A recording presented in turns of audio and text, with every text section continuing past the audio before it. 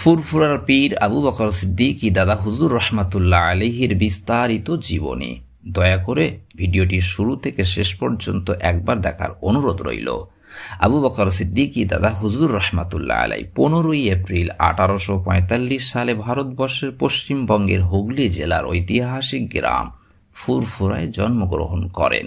তার পিতার নাম আব্দুল মুক্তাদির সিদ্দিকী এবং মাতার নাম মোহাব্বতুন্নেসা বেগম।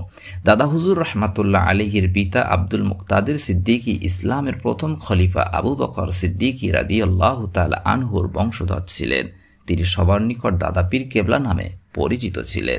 দাদা হুজুর পীর কেবলা রহমাতুল্লাহ আলাইহির জন্মের আগে পরের কিছু কথা বলি। 1857 সালে ইংরেজদের বিরুদ্ধে হওয়া মহাবিদ্রোহ সম্পূর্ণরূপে ব্যর্থ হল। যেহেতু মুসলমান সম্প্রদায় মূলত ব্রিটিশ শাসনের বিরুদ্ধে মহাবিদ্রোহ সংগঠিত করেছিল, তাই সরকারের কোপ পড়ল তাদের উপরই। নানাভাবে তাদের বঞ্চিত করা হচ্ছিল। এর ফলস্বরূপ মুসলমান সমাজ হীনবল হয়ে পড়েছিল। ইংরেজদের প্রতি ঘৃণা বৃদ্ধি পাচ্ছিল।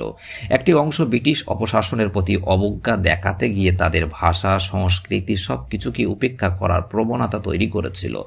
অন্যদিকে আরেকটি অংশ তাদের অপসংস্কৃতিকে সাদরে গ্রহণ করে ফেলল। মদ, বাইজি, ঘোড়া, চুরট এসবের মধ্যে অভ্যস্ত হয়ে উঠল। পাশাপাশি অন্য সম্প্রদায়ের সংস্কৃতি আদব কায়দায় রপ্ত হয়ে নিজেদের তাহাজিব তামাদ্দুন ভুলে যাচ্ছিল। ফার্সি ভাষা সরকারিভাবে উঠে গেছে কবেই, মক্তব মাদ্রাসাগুলির মধ্যে সীমাবদ্ধ। এমন কোনো বলিষ্ঠ ব্যক্তিত্বের বিকাশ অবিভক্ত বাংলায় ঘটেনি যাকে কেন্দ্র করে একটি বুদ্ধিজীবী চক্র তৈরি হতে পারে। পাশাপাশি অন্য সম্প্রদায়ের শিক্ষা দীক্ষা, শাসন কার্য, আর্থসামাজিক দিক থেকে এতটাই এগিয়ে গেছে যে মুসলমান সমাজকে নতুন করে ভাবতে শুরু করেছিল। অপেক্ষা ছিল এমন একটি মহিরুহের যার ছত্রছায়ায় একটি সমাজ আশ্রয় নিতে পারে। 1866 সালে উত্তর ভারতের দেওবন্দে গড়ে উঠেছে মাদ্রাসা দারুল উলুম দেওবন্দ, কিন্তু বাংলায় তেমন কোনো প্রতিষ্ঠান তৈরি হয়নি। 1845 সালে ঐতিহ্যবাহী ফুরফুরা গ্রামে জন্মগ্রহণ করেন আবু বকর সিদ্দিকী রহমাতুল্লাহ আলাইহ। ফুরফুরা 100 বছর পূর্বে থেকেই আলেম উর্বরা। তিনি বড় হলেন, শিক্ষা গ্রহণ করলেন, বড় মানের আলেম হলেন। তার মনের মধ্যে একটি বোধ জন্ম নিল। তিনি তৎকালীন কলিকাতার বিখ্যাত বিজ্ঞ আলেম ও পীর সুফি ফাতে আলী ওয়াইসি রহমাতুল্লাহ আলাইহির শিষ্যত্ব গ্রহণ করলেন। ফাতে আলী ওয়াইসি রহমাতুল্লাহ আলাই কেবল পীর ছিলেন না, তিনি বাস্তবিক অর্থে উচ্চশিক্ষিত ছিলেন। কলিকাতা হাইকোর্টের ফার্ম বিভাগের প্রধান কর্মকর্তা, মেটিয়া বুরুজের নির্বাসিত অযোধ্যার নবাব শাহ ওয়াজেদ আলীর প্রাইভেট সেক্রেটারিও ছিলেন। মূলত তার চিন্তা চেতনায় আবু বকর সিদ্দিকী রহমাতুল্লাহ আলাইহিকে প্রভাবিত করেছিলেন। বাংলার মুসলমানদের চেতনা প্রবাহে নতুন করে তরঙ্গ তৈরি করার জন্য নিজেকে তৈরি করলেন সুফি তত্ত্বের শিক্ষায়। কারণ নিজেকে নিয়ন্ত্রণ করতে না শিখলে একটি সমাজকে নিয়ন্ত্রণ করবেন কিভাবে? তিনি সেই পথে সফল হলেন। ওয়াজ নসিহত শুরু করলেন, শত শত ধর্মীয় মাদ্রাসা, মক্তব, মসজিদ, বাংলা পত্রপত্রিকার পৃষ্ঠপোষকতা, রাজনৈতিক সচেতনতা তৈরি ইত্যাদিতে সমগ্র বাংলা মুলুকে প্রভাব বিস্তার করেছিলেন অল্প সময়ে। এমনকি সৌদি আরবের বাদশার সাথে তার পত্র বিনিময়, মতের আদান প্রদান চলত। সেই সব চিঠি আজও রক্ষিত আছে। দাদা হুজুর পীর কেবলা রহমাতুল্লাহ আলাই সেই সময়ের বাংলার মুসলমান সমাজের কিং মেকার। আলেম ওলামা থেকে শুরু করে লেখক, সাংবাদিক, নেতা, বুদ্ধিজীবী সব কিছুর পিছনে তিনি। বাংলার প্রান্ত প্রান্ত থেকে জ্ঞানীগুণী মানুষেরা তার সাহায্য পাওয়ার জন্য মুখিয়ে থাকেন। জমিয়তে উলামা হিন্দ তখন ভারতবর্ষের সবচেয়ে বড় মুসলিম সামাজিক সংগঠন।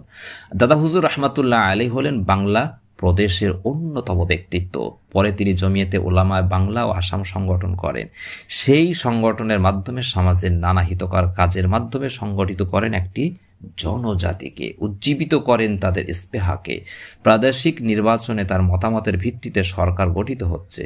তার বিরুদ্ধ মতের সমর্থক মোহাম্মদী পত্রিকা সম্পাদক আকরাম খাঁ, তাকেও পত্রিকা যাতে বন্ধ না হয়ে যায় তার জন্য অর্থ সাহায্য করেছিলেন, আন্তরিকভাবে খোঁজ খবর করেছেন। এটা ছিল তার সহিংসতার অন্যতম বৈশিষ্ট্য। সুলতান, নবনূর, হানাফি, মিহির, সুদাকর ইত্যাদি পত্রপত্রিকার পৃষ্ঠপোষকতা করেছেন। গঞ্জে গঞ্জে খানকা প্রতিষ্ঠা করে সেখানে উপস্থিত হয়ে মানুষকে দ্বীনের দাওয়াত দিয়েছেন। এমন একজন মানুষের আগমনে বাংলা নতুন করে জেগে উঠেছিল। বাংলা ভাষাকে কেন্দ্র করে পরবর্তীতে বাংলাদেশ গঠনের পিছনে যাদের সচেতন পরোক্ষ ভূমিকা ছিল সবচেয়ে বেশি, তাদের অন্যতম ভাষাতত্ত্ববিদ ডক্টর মোহাম্মদ শহীদুল্লাহ। সেই ডক্টর শহীদুল্লাহকে প্রভাবিত করেছিলেন তার পীর ফুরফুরার আবু বকর সিদ্দিকী রহমাতুল্লাহ আলাই। মোহাম্মদ আবু বকর সিদ্দিকী আল কোরাইশি ভারতের পশ্চিমবঙ্গের একজন বিখ্যাত পীর ছিলেন। তিনি ফুরফুরা দরবার শরীফের প্রতিষ্ঠাতা পীর ছিলেন, যা দুই বাংলার মুসলমানদের নিকট ধর্মীয় তীর্থস্থান বলে বিবেচিত হয়।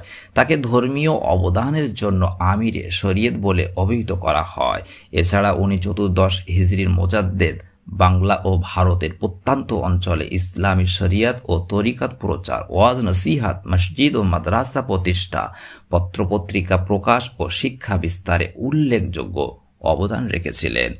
1850 সালের দিকে তার বাল্য শিক্ষা নিজ ঘরেই শুরু হয়।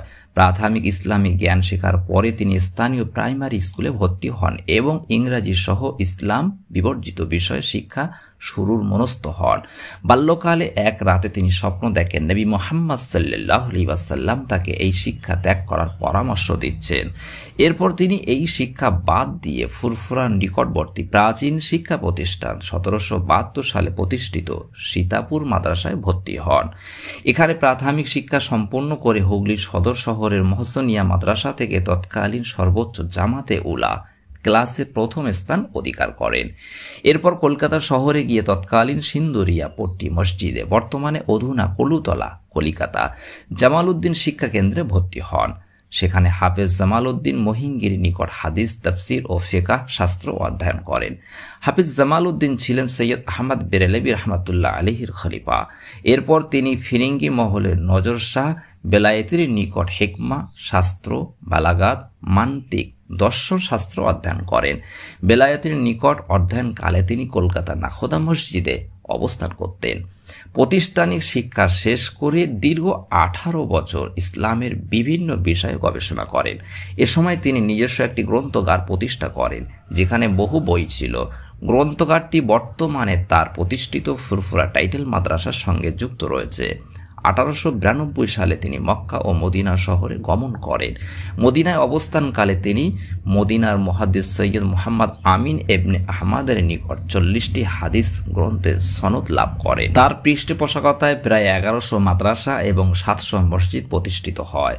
তার গ্রামে তিনি যেসব মাদ্রাসা প্রতিষ্ঠা করেছিলেন সেগুলো ভারতের অন্যতম বিদ্যাপীঠে পরিণত হয়েছিল। এমনকি পূর্ববঙ্গের ফরায়েজি আন্দোলনের প্রবর্তক হাজী শরীয়তুল্লাহ এই গ্রামে এসে আরবি ও ফার্সি ভাষা শিক্ষা করেন। তিনি 1928 সালে কলিকাতা আলিয়া মাদ্রাসার পরিচালনা কমিটির সদস্য ছিলেন। এলমে জাহের ব্যতীত আল্লাহ তাকে এলমে লাদুন্নিও, আল্লাহ প্রদত্ত বিশেষ জ্ঞান প্রদান করেছিলেন। তিনি ফলে কোরআন, হাদিস ও ফিকহ, ইসলামের মারিফাতি শিক্ষার গভীর জ্ঞান অর্জন করেছিলেন। বিশেষ করে তিনি হাদিস শাস্ত্রে অভূতপূর্ব জ্ঞান অর্জন করেছিলেন, যার জ্ঞান সারা উপমহাদেশে ছড়িয়ে পড়েছে। তার জীবনকালে আলিয়া মাদ্রাসায় হাদিসের দার্স ও পাঠদান করা হতো না। তিনি এই ব্যবস্থা চালু করেন। 1902 সালে কলিকাতা ঘাসপট্টি মসজিদে হাদিস পাঠদানের মাধ্যমে এই ব্যবস্থার রেওয়াজ শুরু হয়। শামসুল উলামা শাহ সফিউল্লাহকে 20 টাকা বেতনে হাদিস পাঠদানের জন্য এই মসজিদে নিযুক্ত করা হয়। তিনি নিজেও এই মসজিদে হাদিসের পাঠদান করতেন। তিনি হাদিস শাস্ত্রের উপর বিশেষ পাণ্ডিত্য অর্জন করেছিলেন। তার মেজ ছেলে আবু জাফর সিদ্দিকী রহমাতুল্লাহ আলাই তার থেকে 20টি হাদিস গ্রন্থের সনদ লাভ করেছিলেন। আবু বকর সিদ্দিকী রহমাতুল্লাহ আলাইহি জজবা ও সুলুক নামে আল্লাহর নৈকট্য লাভের 2টি পদ্ধতি হাসিল করেছিলেন। ছাত্র জীবনে হুগলি মাদ্রাসায় অবস্থানকালীন তার আধ্যাত্মিক অবস্থা সম্পর্কে বহুল প্রচলিত রয়েছে। অধিকাংশ রাত্রে তার অন্তরের সাথে 4 তরিকার নিসবত বা এক ধরনের যোগসূত্র ঘটত। এই যোগসূত্র যখন যে তরিকার সাথে হতো তখন তিনি অধীর হয়ে ওই তরিকায় জিকির করতেন। এছাড়াও অনেক সময় একটি নূর বা জ্যোতি দ্বারা তার আপাদ মস্তক আচ্ছাদিত হয়ে পড়ত। আবু বকর সিদ্দিক রহমাতুল্লাহ আলাই সব সময় আল্লাহর জিকিরে হালতে মগ্ন থাকতেন। প্রথম জীবনে তিনি জনমানবহীন স্থানে জিকির জলি উচ্চস্বরে জিকির করে রাত্রি অতিবাহিত করতেন। ছাত্র জীবন থেকেই তিনি ইমানি জাজবি অবস্থার সাধনাও শুরু করেছিলেন। কথিত আছে তিনি একদিন স্বপ্ন দেখেন নবী মুহাম্মদ সাল্লাল্লাহু আলাইহি ওয়াসাল্লাম তার আগে আগে যাচ্ছেন, আর তিনি পিছনে পিছনে মাসআলা জিজ্ঞাসা করতে করতে যাচ্ছেন। তিনি উত্তর দিচ্ছেন। তিনি এলমে তাসাউফের শিক্ষার জন্য শাহ সুফি ফাতে আলী ওয়াইসি রহমাতুল্লাহ আলাইহির নিকট বায়াত গ্রহণ করেন।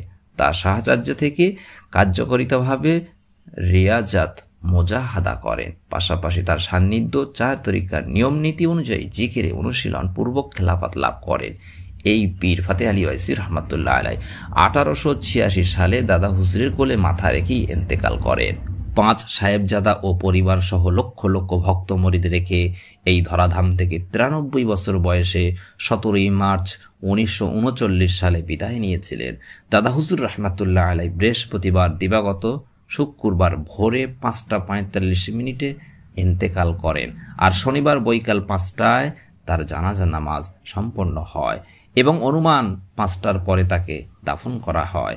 হুজুরের জানাজাতে বিভিন্ন জেলা হইতে 50,000 লোক সমাবেত হয়েছিল। জানাজার ইমামতি করেছিলেন বড় সাহেবজাদা কাইয়ুমুজ্জামান আব্দুল হাই সিদ্দিকী রহমাতুল্লাহ আলাই।